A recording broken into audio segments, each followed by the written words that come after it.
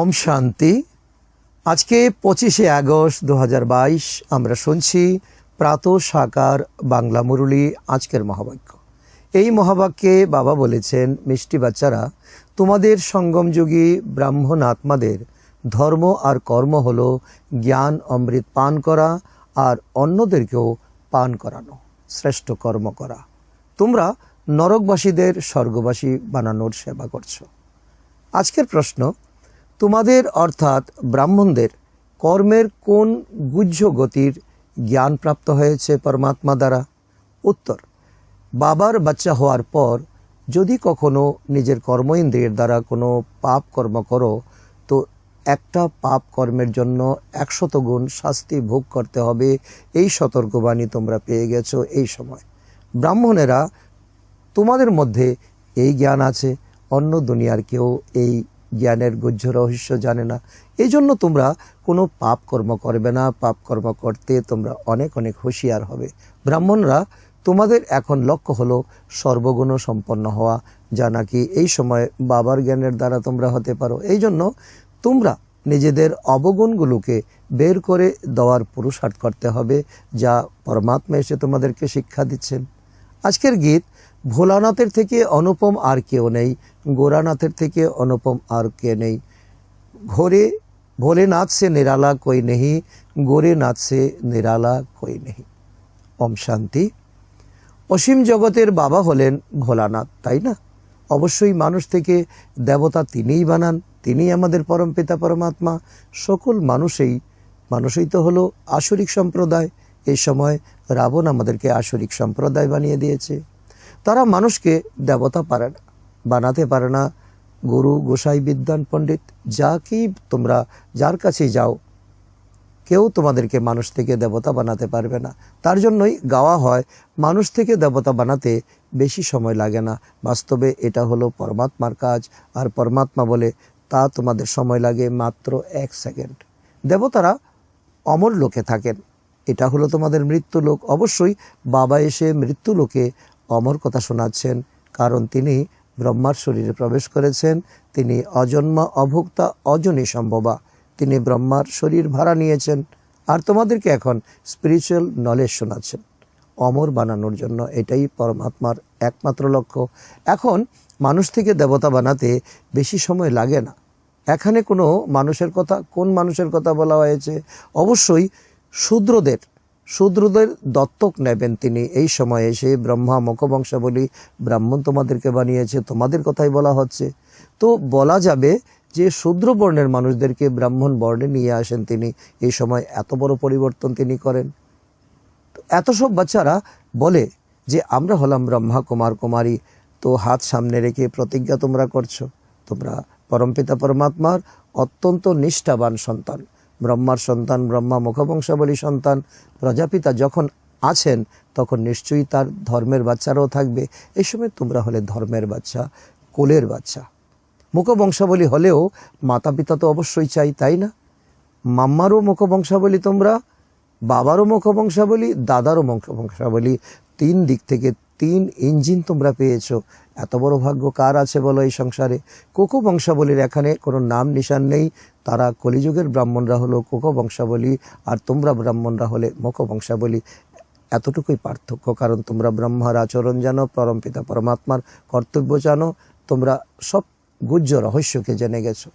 সেখানকার ব্রাহ্মণ তো বিবাহের সময় একে অপরের হাতে গাঁটছড়া বেঁধে দিয়ে বিষ পান করার জন্য তাদেরকে পারমিশন দিয়ে দেয়, আর তোমরা ব্রাহ্মণরা অমৃত পান করানোর জন্য পরমাত্মার সাথে গাঁটছড়া বেঁধে দাও। এতটুকুই তো পার্থক্য। কতখানি পার্থক্য হয়ে গেছে। তারা নরকবাসী বানায় আর তোমরা স্বর্গবাসী বানাও। জ্ঞান অমৃত পান করে মানুষ থেকে দেবতা হতে হয়। আমরা ঈশ্বরের সন্তান হই, তাই তার সহায়তা আমাদের প্রাপ্ত হয়। নিজের সন্তান আর সৎ সন্তান দুরকমের তো আছে, তাই না? এই সংসারও আছে। সৎ সন্তানরা তো এতটা সহায়তা পায় না মাতা পিতার থেকে যতটা নিজের সন্তান পাবে। বাবা নিজের সন্তানদেরকে বেশি ভালোবাসেন। বাবা এই সময় বলছেন, যারা আমার প্রকৃত জ্ঞানকে এখন অনুসরণ করছে তারা আমার নিজের সন্তান, তারা আমার আপন সন্তান।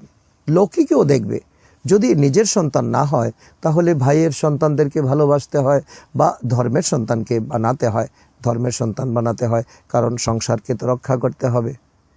এখন তোমরা বর্ণকে জেনে গেছো, যদিও বিরাট স্বরূপ বানিয়ে থাকো, তোমরা বিরাট স্বরূপে তোমরা অনেক অনেক চিত্র দিয়েছো, তোমরা মাথায় দেবতা দেখিয়েছো, ছাতির মধ্যে ক্ষত্রিয় দেখিয়েছো, পেটের মধ্যে বৈশ্যকে দেখিয়েছো, পায়ের মধ্যে শূদ্রকে দেখিয়েছো, কিন্তু সেখান থেকে ব্রাহ্মণকে গুম করে দেওয়া হয়েছে। ব্রাহ্মণ তো চটি, আর পরমাত্মাকে গুম করে দিয়েছে। কারণ এই তোমাদের বর্ণপ্রথাতে কে তোমাদেরকে রোটেশন করিয়েছে? কিন্তু তারও হিস্ট্রি জিওগ্রাফি কেউ বলতে পারবে না, কারণ এটা হলো ভক্তিমার্গ। যে এর দ্বারা কি হয় এখন বাবা বোঝাচ্ছেন। বাবা আমাদের এখন স্বর্গ যাওয়ার রাস্তা তৈরি করছেন, স্বর্গে যাওয়ার রাস্তা বলে দিচ্ছেন, যে এই চক্র পুনরাবৃত্তি হতে থাকে। বাচ্চারা, এত জন্ম তোমরা দেবতা জন্মেছিলে, এত জন্ম তোমরা ক্ষত্রিয় জন্মেছিলে, এখানে মিথ্যার কোনো আশ্রয় নেই, মিথ্যার কোনো কথাই নেই। 84 জন্ম প্রমাণ করে দেখিয়ে দেওয়া হচ্ছে। পরমপিতা তোমাদেরকে দেখাচ্ছে, আর তোমরা তোমাদের ভাইদেরকে বোনদেরকে তোমরা দেখাচ্ছ, রাস্তা দেখাচ্ছ। শতপ্রধান, তারপর শত রজতম, অবশ্যই সবাইকে ঘুরে আসতে হয়। দেবতারা যারা শতপ্রধান ছিলেন তারাই আবার এসে তমপ্রধান হয়ে গেছে। এটাই বিচিত্র ড্রামা। এখন এই মনুষ্য সৃষ্টিরূপী বৃক্ষ জরাগ্রস্ত হয়ে গেছে। এখন তোমাদের গুণ চলে গেছে, শক্তি চলে গেছে, সকল কিছু দিব্য গুণ চলে গেছে। অর্থাৎ কবরে শায়িত হয়ে আছো তোমরা।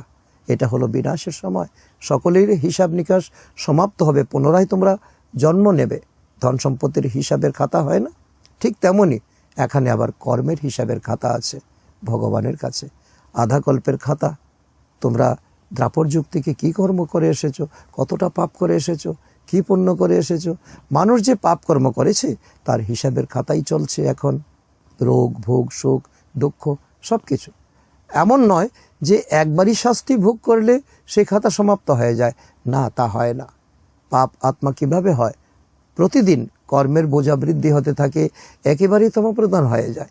কেউ কেউ আবার বলে যে সন্ন্যাসীরা তো সন্ন্যাস করে, তাহলে পুনরায় কেন তাদেরকে তমপ্রধান হতে হয়? বাবা বলেন তার অর্থ যে বাচ্চারা, তাদের সন্ন্যাস হলো রজপ্রধান সন্ন্যাস। এখন তোমরা শ্রীমত প্রাপ্ত করছো, তোমরা এখন শতপ্রধান শ্রীমত প্রাপ্ত করছো। সেখানে তো হলো মানুষের মত। সন্ন্যাসীরা তো মানুষ, তারা মানুষের মত দিচ্ছেন। যেরকম মানুষ বলে যে আমরা মোক্ষ লাভ করি, কিন্তু কিভাবে? মোক্ষ লাভ তো সম্ভব নয়। সকল অ্যাক্টরকে তো এখানে অবশ্যই উপস্থিত থাকতে হবে, কেউ বাড়ি ফিরে যেতে পারে না। গীতাতেও এরকম অনেক কথা লিখে দিয়েছে। প্রথমে সর্বব্যাপীর কথা লিখে দিয়েছে। বাচ্চারা, এখন তোমাদের মনের মধ্যে রয়েছে না বাবার স্মরণ, বাবাকে স্মরণ করতে হবে, তখনই তোমাদের জন্ম জন্মান্তরের কর্মভোগ সমাপ্ত হবে। রচয়িতা বাবা, আর তার সাথে বাবার রচনা। কেবল বাবা নয়, তার রচনাকেও স্মরণ করতে হবে। নিজেদের কাজ কারবার ইত্যাদি করো, আর সাথে সাথে মূল বতন, সূক্ষ্ম বতন, শিব বাবার জীবন, ব্রহ্মা, বিষ্ণু, শঙ্করকেও জেনে থাকো তোমরা। তো সব কিছু ব্যালেন্স তোমরা করছো। তোমরা কাজ কারবার করছো, সংসার প্রতিপালন করছো, সন্তানকে দেখাশোনা করছো, আবার তোমরা ভগবানকে স্মরণ করছো, ভগবানের জ্ঞানকে তোমরা বিচার মন্থন করছো। আবার সঙ্গম যুগে জগদম্বা, জগৎ পিতাকে তোমরা জেনে গেছো। তোমরা কি না জানো, পরমাত্মার কাছে যা কিছু আছে সব কিছু তোমাদেরকে অর্পণ করে দিয়েছেন। জগদম্বা সরস্বতী গাওয়া হয়ে থাকে, তার অনেক চিত্র আছে। বাস্তবে মুখ্যত একটাই চিত্র হলো জগদম্বা সরস্বতী। এই ব্রহ্মা হলেন ব্যক্ত, তিনি আবার অব্যক্ত হন। তিনি পুরুষার্থ করে সম্পূর্ণ ব্রহ্মা হন। অব্যক্ত হওয়ার পর সেই ব্রহ্মা পুনরায় সাকারে মহারাজ শ্রী নারায়ণ হন। পুনরায় 84 জন্ম আবার শুরু হয়। তোমরা তোমাদের কাজ কারবার করতে হয়। তাই কর্ম ইন্দ্রিয় দিয়ে এমন কোনো পাপ কর্ম করবে না যাতে তোমাদের বিকর্ম হতে হয়, তাহলে সর্বগুণ সম্পন্ন তোমরা হতে পারবে না।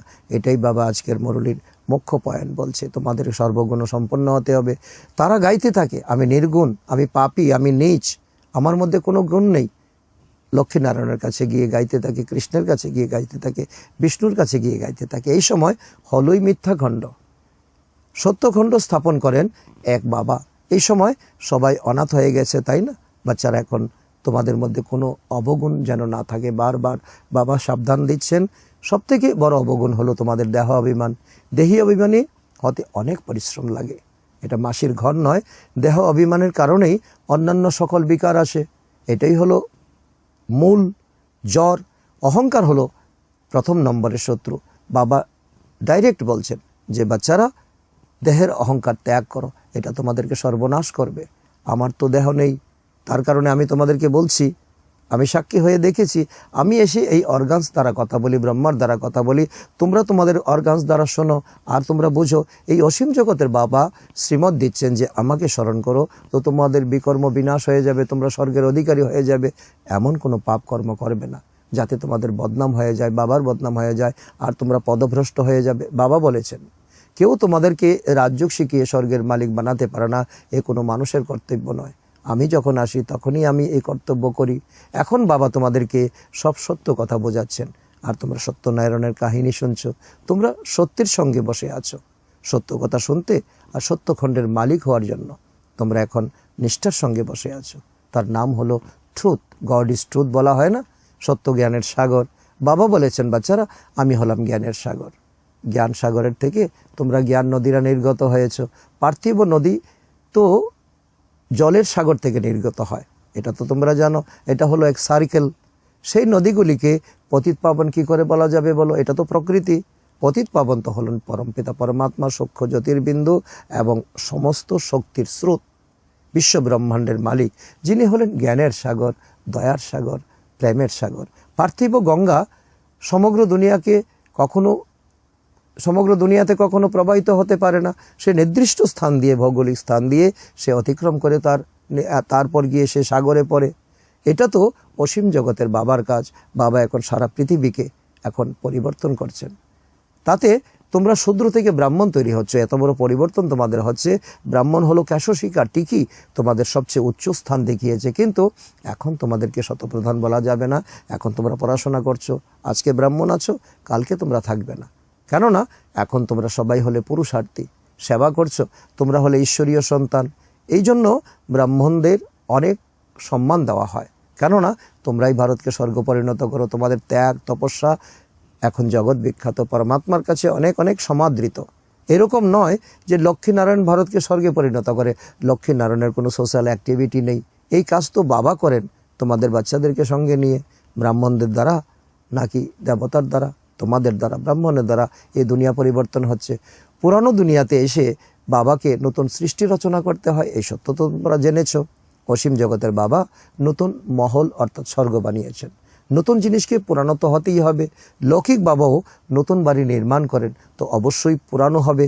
এমন নয় যে বাবাই পুরানো করছেন, এমনটা নয়। তোমরাই এখন ড্রামা প্লে করতে করতে 5000 বছরে তোমরা দুনিয়াকে পরিবর্তন করে দিয়েছ, তমপ্রদান করে দিয়েছ। প্রত্যেক জিনিস শতপ্রধান থেকে তমপ্রধান অবশ্যই হতে হবে, এটাই হলো সৃষ্টির নিয়ম। সেরকম সমগ্র সৃষ্টিও নতুন থেকে পুরানো অবশ্যই হতে হবে। এখন দেহের সকল ধর্ম ইত্যাদি ত্যাগ করে নিজেকে আত্মা মনে করো, এটাই হলো তোমাদের উত্তম কর্ম। বাবা সকল বাচ্চাদেরকে বলছেন এখন এই খেলা সম্পূর্ণ হচ্ছে, 5000 ড্রামা কমপ্লিট হচ্ছে, এখন সবাইকে ঘরে ফিরে যেতে হবে। ভুলে যাওনি তো তোমাদের আসল ঘর হচ্ছে পরমধাম, যেখানে আমিও থাকি। আমি তোমাদেরকে সহজ রাজযোগ শেখাতে এসেছি। এই এখান থেকে মোহ মায়া ত্যাগ করে তোমাদেরকে আসল ঘরে নিয়ে যাওয়ার জন্য আমি এসেছি। আমি প্রতিশ্রুতি দিয়েছি। আমরা 5000 বছর আগেও মিলিত হয়েছিলাম। আমি তোমাদের রাজযোগ শিখিয়েছিলাম, স্মরণে আছে তাই না? ভুলে যাওনি তো? আমি প্রতিকল্পে এসে তোমাদেরকে বাদশাহী প্রদান করি, তোমাদেরকে করি থেকে হীরার মতো আমি তৈরি করি। বাচ্চারা বলে, বাবা এই চক্র থেকে মুক্ত হতে পারবো না? বাবা বলেন যে না, এই চক্র থেকে মুক্ত হওয়ার তোমাদের কোনো অধিকার নেই, তোমাদের কোনো শক্তি নেই, এটা ড্রামাতে নেই। এই সৃষ্টিচক্র তো অনাদি, চলছেই চলবেই। যদি চক্র থেকে বেরিয়ে যাবে তো দুনিয়াই সমাপ্ত হয়ে যাবে। এই চক্র তো অবশ্যই পুনরাবৃত্তি হবে। আমি পুনরায় এসেছি, কল্পের সঙ্গম যুগে আমাকে আসতেই হবে। তারা তো যুগে যুগে লিখে দিয়েছে, এটা ভুল বলেছে। বলেওছে তো পতিত পাবন এসো, নিমন্ত্রণ দিয়েছ, পবিত্র বানাও, সুখধাম নিয়ে চলো। পতিত দুনিয়াতে কেবল দুঃখী দুঃখ, তার জন্য পতিত পাবনকে নিমন্ত্রণ দিয়েছ। আচ্ছা, আমার কাছে তো 2টি ধাম আছে, কোথায় যেতে চাও তোমরা? তোমরা সুখধামে যেতে চাও না পরমধামে যেতে চাও? তো বাবা বলেছেন সুখধামে তো অনেক সুখ আছে, ভেবে দেখো। আর মুক্তিধামে গেলে তবু তোমাদেরকে মুক্তিধাম থেকে আবার আসতে হবে দুনিয়াতে, তো পার্ট প্লে করতে আসতে হবে। কিন্তু যখন স্বর্গ সম্পূর্ণ হয়ে যাবে তখন তোমরা পরমধাম থেকে নেমে আসবে, স্বর্গ সুখ কিন্তু তোমরা পাবে না। এখন কোথায় যাবে বলো? যদি স্বর্গ যেতে চাও তাহলে আমার পড়াশোনা করো, আমি যা ত্যাগ তপস্যার কথা বলছি এই তাকে 100% তোমরা ফলো করো। তোমাদের কি স্বর্গে যাওয়ার ইচ্ছা নেই? তোমরা নরকে মায়ার রাজ্যে আসতে চাইছো? সেই সময়ে প্রথমে শত হবে, তারপর রজতম হবে। বাবা বলছে দ্রাপর যুগে চট করেই তোমরা দুঃখী হবে না, তারপর প্রথমে সুখী হবে, তারপর তো ধীরে ধীরে তোমরা দুঃখী হয়ে যাবে। যে পবিত্র আত্মারা আসে তারা প্রথমে দুঃখ ভোগ করবে না, তারা প্রথমে সুখ পাবে কিছুটা, তারপর তারা দুঃখ ভোগ করবে। আমার সাথে সাথে তো তারা কখনো তারা পাপ করবে না, কিন্তু আত্মাতে শত রজতম হতেই হবে। এই চক্রকে বুঝতে হবে। এখন তোমাদের জন্য এই বোঝার পালা, এখন তোমাদেরকে এই শুদ্ধ বিশ্লেষণ আমি দিচ্ছি। এখন তোমরা ফাইনাল অবস্থাতে যেতে পারবে না। স্কুলে 12 মাস পর ফাইনাল পরীক্ষা হয়, তাই না? অন্তিম সময়ে তোমাদের অবস্থা পরিপক্ক হয়ে যাবে, অনেক বৃদ্ধি হবে, কত সেন্টার্স খুলে যাবে। সেন্টারের জন্য তো অনেকেই বলতে থাকে, কিন্তু এত সংখ্যক টিচার তৈরি নেই। ফার্স্ট ক্লাস সময় হলো অমৃতবেলা। কেউ অমৃতবেলা আসতে না পারলে নমসম অবশ্যই আসতে পারো। স্কুলেও দেখো 2টো শিফটে ক্লাস হয়। আচ্ছা বাচ্চারা বুঝতে পেরেছো না? বাবা সকল সেন্টারের বাচ্চাদেরকে বোঝাচ্ছেন। বাচ্চারা রাতে ঘুমাতে যাওয়ার আগে নিজের পোতামেল অর্থাৎ চার্ট বাবাকে লেখো, আজ আমার রেজিস্টার খারাপ হয়নি তো? ভুল হলেও বলো, শুদ্ধ হলেও বলো, কোনো ভুল করিনি তো? যদি ভুল হয়ে যায় তাহলে বাবার কাছে ক্ষমা চেয়ে নিতে হবে। সে বাবা আমাকে ক্ষমা করে দাও, আজকের জন্য ভুল আর কখনো হবে না। তুমি কতই না মিষ্টি বাবা। ভগবান বলেছেন যে আমি তোমাদেরকে মাস্টার ভগবান ভগবতী বানাই, স্বর্গের অধিকারী তোমাদেরকে বানাই। তো আমার আজ্ঞা তোমরা মেনে চলো। নম্বর 1 শ্রীমত হলো দেহি অভিমানী হও। যে কোনো কাজ করো দেহি অভিমানী হয়ে করো, বিকারে যেও না। এ হলো মহাশত্রু। এর উপর জয়ী না হলে তো পদভ্রষ্ট হয়ে যাবে, কুল কলঙ্কিত হয়ে যাবে। মায়া কতই প্রবল। লড়াই হলো প্রজ্বলিত দ্বীপ আর তুফানের মধ্যে। এখানে তো বাহাদুরি দেখাতে হবে। আমরা বাবার হয়ে গেছি, তাহলে এই মায়া কিভাবে বিঘ্ন দিতে পারে? হ্যাঁ, তুফান তো আসবেই, কিন্তু কর্ম ইন্দ্রিয়ের দ্বারা কোনো বিকর্ম করবে না। তোমাদের অনেক শ্রেষ্ঠ পদ প্রাপ্ত হয়, তাই না? এ বিষয়ে একটু চিন্তা করবে। তোমরা কাউকে বলবে যে আমরা নর থেকে নারায়ণ হওয়ার জন্য পড়াশোনা করছি, তো সবাই হাসবে। কারণ তোমাদের অ্যাক্টিভিটি হচ্ছে পরমপিতা পরমাত্মার দেওয়া অ্যাক্টিভিটি। এখানে তো ধারণা চাই, এখানে তোমাদেরকে পাক্কা করতে হবে যে আমি তো হলাম আত্মা, আমি আত্মা, তবেই তো শতপ্রধান হয়ে বাবার কাছে যাব, পুনরায় বাবা স্বর্গে পাঠিয়ে দেবেন। এটাই হলো আমাদের নিশ্চয়, এবং নিশ্চয় বুদ্ধি হলে তোমাদের বিজয় হবে। আচ্ছা, মিষ্টি মিষ্টি হারানাদি বাচ্চাদের প্রতি মাতা পিতা বাপদাদার স্মরণের স্নেহ সুমন আর সুপ্রভাত।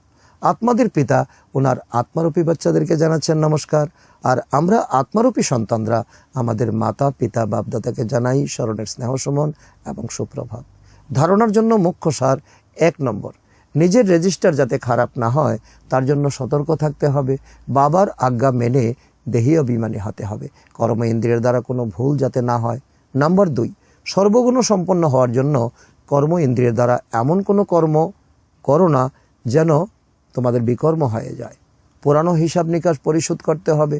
আজকের বরদান, নিজের ভাগ্যের স্মৃতির দ্বারা সদা খুশির ডান্স করে সৌভাগ্যশালী ভব।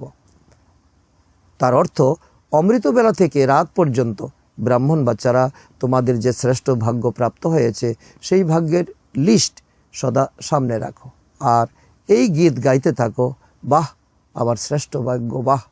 যেখানে ভাগ্য বিধাতাই নিজের হয়ে গেছে, তো আর কি চাও তুমি? এই নেশাতেই সদা খুশির ডান্স করতে থাকো। যা কিছু হয়ে যাক, মৃত্যুর পরিস্থিতিও যদি এসে যায়, কিন্তু খুশি যেন না যায়। শরীর চলে গেলেও কোনো অসুবিধা নেই, কিন্তু খুশি যেন না যায়। এটাই হলো অন্তিম মতি, সেই হিসাবে গতি হবে। স্লোগান, হাসি মুখে থাকার জন্য সাক্ষী ভাবের সিটে বসো, দর্শক হয়ে প্রত্যেক খেলাকে দেখতে থাকো। সমান আমি সৌভাগ্যশালী আত্মা। আজকে 25শে আগস্ট, আজকে আমাদের কাছে এক অন্যতম দিন, দাদি প্রকাশমণিজির 15তম স্মৃতি দিবস। সেই উপলক্ষে দাদিজির মূল্যবান মহাবাক্য 15টি মূল্যবান মহাবাক্য আমরা আজকে শ্রবণ করব এবং অনেক অনেক ধারণা করব।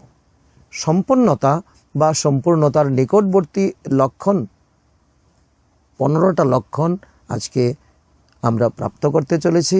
নাম্বার 1, আত্মা যত সম্পূর্ণ হতে থাকবে ততই মন, বাণী, কর্মে কোনো সূক্ষ্ম বিকার থাকবে না। এটাই হলো পরীক্ষা করে দেখার মতো। সম্পূর্ণতার লক্ষ্যকে সে নিকটে দেখতে পাবে, যেমন দাদি দেখতে পেয়েছিলেন। নাম্বার 2, মন, বাণী, কর্মের দ্বারা সদা অহিংসক থাকবে, কখনো কাউকে দুঃখ দেবেও না, কারোর থেকে দুঃখ নেবেও না। যখন দুঃখ দেওয়া আর নেওয়া সমাপ্ত হয়ে যাবে তখন সম্পূর্ণতা নিকটে আসবে, যা দাদি অনুভব করেছিলেন। নাম্বার 3, যে সম্পূর্ণতার নিকটে থাকবে সে অসীমের বৈরাগী হবে, কোনো কিছুর প্রতি তার আসক্তি থাকবে না। সকলের থেকে মমত্ব কেটে যাবে, সে সকলের মাঝে থেকেও পৃথক হয়ে থাকবে। নাম্বার 4, 5 তত্ত্বসহ কোনো পুরানো বস্তুই তাকে আকর্ষণ করবে না, কারণ এখন মায়ার আকর্ষণ অনেক বড় আকর্ষণ। সে সদা এক বাবার প্রতি আকৃষ্ট হয়ে থাকবে। বুদ্ধিতে এক বাবাই স্মরণ অর্থাৎ একাগ্র বৃত্তি থাকবে। নাম্বার 5, সে নিজের প্রতিও আকৃষ্ট থাকবে আর অন্যদের সন্তুষ্ট করবে। এই পড়াশোনার 4টি বিষয়ের উপর তার সম্পূর্ণ মনোযোগ থাকবে। নাম্বার 6, সে সাক্ষী ভাবের স্টেজে থাকবে, সদা সাথীর সাথে থাকার অনুভব হবে। সাথী অর্থাৎ পরমাত্মা। দেহ অভিমানের বুদ্ধি দ্বারা অথবা পুরানো আচার আচরণের দ্বারা কাউকে দুঃখ দেবে না। দৃষ্টি বৃত্তিতে আত্মিকতা আর অলৌকিকতা থাকবে। নাম্বার 7, পিউরিটিতেও ফুল হবে, কেবল ব্রহ্মচর্য নয়, তার সাথে ব্রহ্মচারীও হবে। ব্রহ্মা বাবার আচরণ কী ছিল, ব্রহ্মা বাবার ত্যাগ কেমন ছিল, ব্রহ্মা বাবার চলন কেমন ছিল, তো সেই লক্ষণ তার মধ্যে থাকবে। কারুর শরীরের প্রতি তার দৃষ্টি যাবে না, কেননা তার মধ্যে এই নেশা থাকবে যে আমি কার সন্তান। নাম্বার 8, কারুর অবগুণ সে নিজের চিত্তে রাখবে না, সে কারুর অবগুণ নোট করে রাখবে না। পুরানো আচরণ, পুরানো সংস্কারের দিকে তো বুদ্ধি যাবে না, সে সদাই সচিন্তনে থাকবে। নাম্বার 9, যেরকম সাকার বাবা নিজেকে বিশ্ব সেবাধারী হিসাবে পরিচয় দিয়েছেন, যতখানি মহান ততই নির্মাণ হয়ে থেকেছেন, নিরাকার, নিরহংকারী, নির্বিকারী, সেরকম সর্বদাই নিজেকে সেবাদারী মনে করা, এটাও হলো সম্পূর্ণতার লক্ষণ।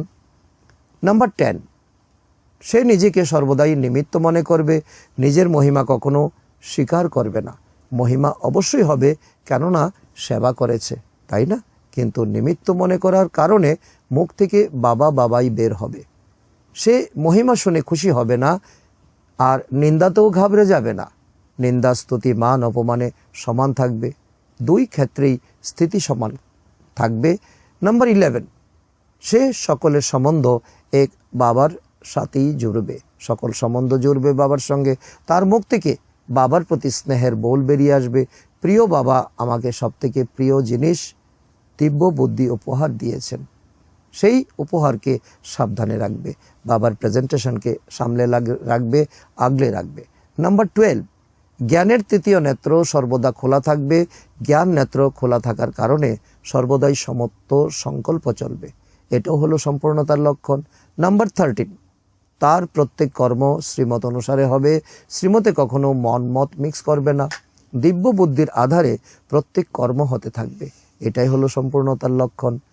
নাম্বার 14, সে আজ্ঞাকারী এবং বিশ্বস্ত হবে। এক বল, এক ভরসা, সকল সম্বন্ধ একের সাথে এক পরমাত্মার সঙ্গে জুড়বে, কোনো কিছুই পরবশ হবে না, এরকম আসক্ত এবং দাসত্ব থেকে মুক্ত থাকবে। নাম্বার 15, তার কাছে যে কোনো পরিস্থিতি নাথিং নিউ মনে হবে। 5000 বছরের কথা এমন অনুভব হবে যেন এটা তো কালকের কথা। আচ্ছা, ওম শান্তি।